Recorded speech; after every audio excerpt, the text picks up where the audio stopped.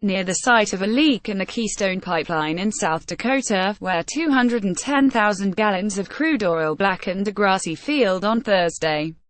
DavisAberdeen SD American used the images of South Dakota grassland blemished by 210,000 gallons of leaked Canadian crude oil could not have come at a worse time for the Keystone Pipeline's operator, TransCanada, which on Monday will ask regulators in Nebraska to approve a different pipeline despite fierce opposition. This week's leak was grimly familiar for Bob Bandera, a rancher on the Keystone route in North Dakota, about 20 miles north of the spill. In 2011, Mr. Bandera said he had spotted a geyser of oil shooting straight up in the air from a Keystone pumping station near his property. He found the response by TransCanada to be flat-footed and opaque. As far as transparency, in my eyes they get a failing grade, Mr. Bandera said.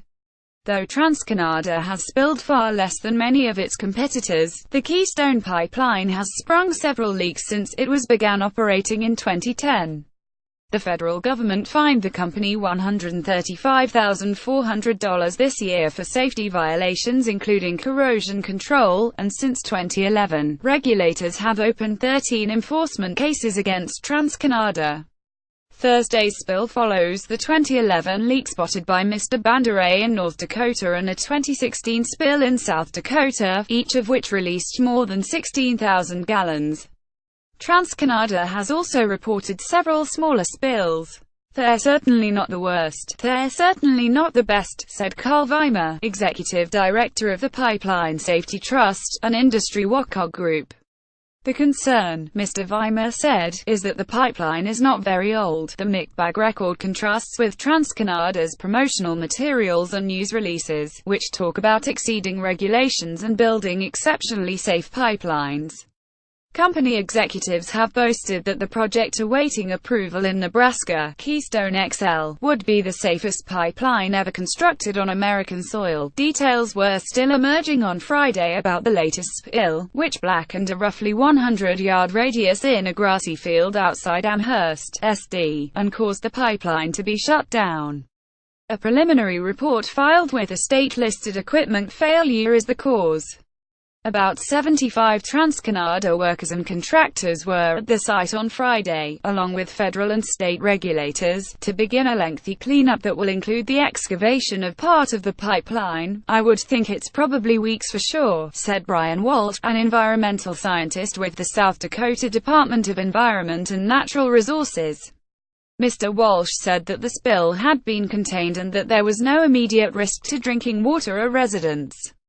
Ed Hirs, a finance lecturer at the University of Houston and a partner in a small oil company, said it appeared TransCanada was responding appropriately by releasing information and sending workers to clean up. "The first thing they want to do is minimize any impact," Mr. Hirs said.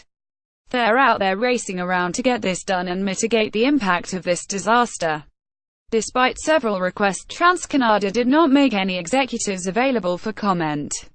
The company said in a statement that it had taken this incident very seriously and was cooperating with regulators.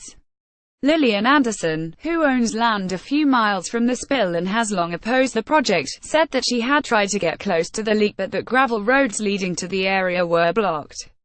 "You could smell the oil," said Ms. Anderson, who said she had been unimpressed with the company since before the Keystone Pipeline began operation. "This stuff was so great we were never supposed to worry about it," Ms. Anderson said.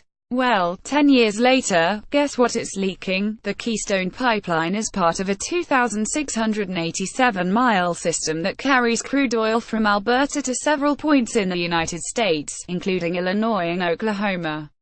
The Keystone XL pipeline would be a roughly 1,100-mile addition to that network, but it still needs approval from the Nebraska Public Service Commission, which has scheduled a vote for Monday.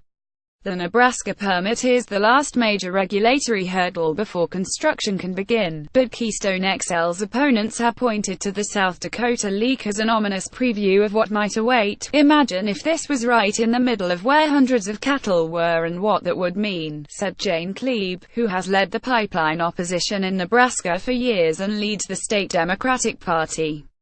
Defenders of Keystone XL, among them President Trump and many labor unions and business groups, have called the pipeline an economic necessity that would create jobs and transport oil more safely than a train or a truck.